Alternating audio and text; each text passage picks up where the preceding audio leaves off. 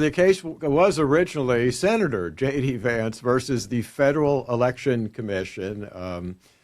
Once he became a vice presidential candidate, he kind of dropped out of it, and it was taken over by the National Republican Senatorial Committee.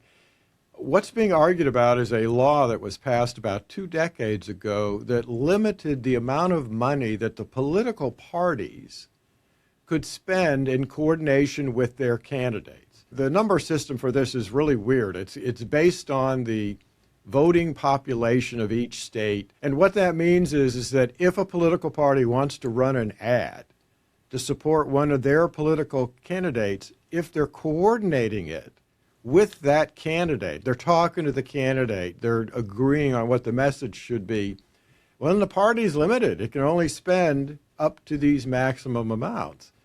And the lawsuit that was filed by J.D. Vance and then continued by the National Republican Senatorial Committee said, look, this is a violation of the First Amendment rights of these party organizations. You know, the whole point of political parties is to support their candidates. And yet you're telling us that we cannot spend money to support those candidates if we're coordinating with them. And so this really revolved around a First Amendment argument. Political parties, just like individuals, have a right under the First Amendment to speak, and money these days equals speak. You know, you can't buy an ad on television, you can't rent a hall, we're going to go speak, unless you've got the funding to do that.